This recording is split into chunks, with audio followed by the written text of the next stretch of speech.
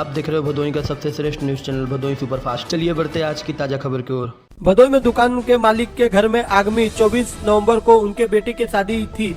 घर में तैयारी चल रही थी, लोगों में खुशियों का माहौल था। आग लगने की घटना की जानकारी और लाखों का नुकसान होने के बाद चेहरे पर मायूसी छा गई थी। भदोही के सूर्यावा कोतवाली क्षेत्र के आदर्श नगर खोयरा स्थित एक साइकिल की स्टोर की दुकान में आग लग गई। आग लगने से दुकान में रखी लाखों का सामान जलकर राख हो गया। पीड़ित के अनुसार दुकान में नकदी और सामान मिलाकर कुल 7 लाख रुपए से अधिक का नुकसान हुआ है। आदर्श नगर में साइकिल की स्टोर की दुकान है, वहीं वो सालों से किराए के मकान में अपनी दुकान चला रहे थे। आगामी 24 नवंबर को उनके यहाँ बेटे की शादी है। घर में उनकी तैयारी चल रही है। विवाह के कुछ जरूरी सामान उन्होंने दुकान में ही रखे थे। इसके अलावा 50,000 रुपया नकद रखा हुआ था। बताया जा रहा है कि हर दिन की तरह शनिवार की रात भी वो दुकान बंद कर घर को चले गए। इस बीच रात में संगीन परिस्थितियों में उनके दुकान में आग लग गई।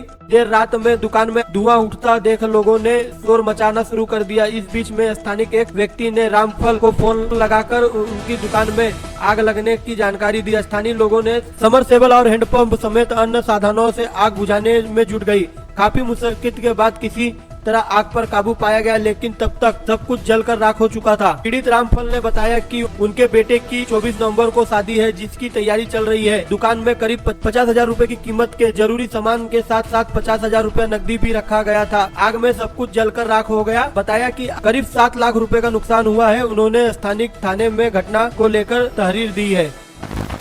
भदोही के प्रदेश के उप मुख्यमंत्री ब्रिजेश पाठक रविवार को भदोही पहुंचे। काफिला जैसे ही इंदिरा मिल चौराहे पर पहुंची, वहां पर पहले से मौजूद भारतीय जनता पार्टी के बीजेपी के कार्यकर्ता और नेताओं ने उनका फूल माला से जोरदार स्वागत किया। इस दौरान कार्यकर्ताओं ने जय श्री राम का भी नारा लगा के उनका स्वागत किया और उनका अभिनंदन किया। उप मुख्यमंत्री ब्रिजेश पाठक भदोही विधानसभा के पूर्व विधायक रविंद्रनाथ त्रिपाठी के यहाँ आयोजित विवाहिक कार्यक्रम में भाग लेने के लिए भदोही आए थे। वही वाराणसी बाबतपुर एयरपोर्ट पर उतरने के बाद सीधे भदोही पहुँचे। उनके स्वागत के लिए बीजेपी के स्थानीय नेता और कार्यकर्ता इंदिरा मिल चौराहे पर फूल मालाओं के साथ खड़े थे। जैसे ही उनकी डिप्टी सीएम का काफिला वहां पहुंचा, कार्यकर्ताओं ने उन्हें स्वागत किया। उप मुख्यमंत्री ब्रिजेश पाठक ने पत्रकारों से बातचीत में कहा कि प्रदेश की 9 विधानसभा सीट पर होने वाले उपचुनाव में बीजेपी विजयी प्राप्त करने वाली है। उन्होंने विश्वास जताया कि भाजपा की सभी सीटों पर अपनी जीत सुनिश्चित करेगी। हालांकि जब उनके मणिपुर, हिसा और झांसी के अस्पताल में लगी आग के बारे में सवाल पूछा गया तो उन्होंने इस पर कोई टिप्पणी नहीं की और हाथ हिलाते हुए अपने काफिले के साथ रविंद्रनाथ त्रिपाठी के घर की ओर रवाना हो गए।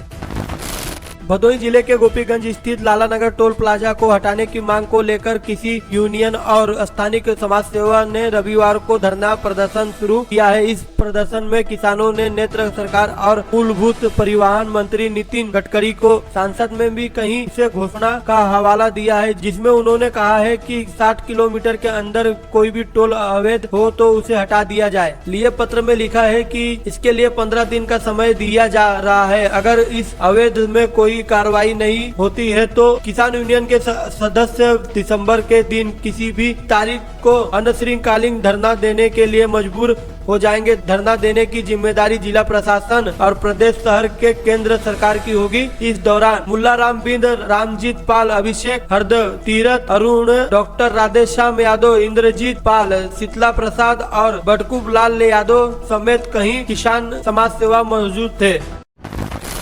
आप ये वीडियो YouTube पर देख रहे हैं तो हमारे चैनल को सब्सक्राइब करें और बेल आइकन को दबाना ना भूलें।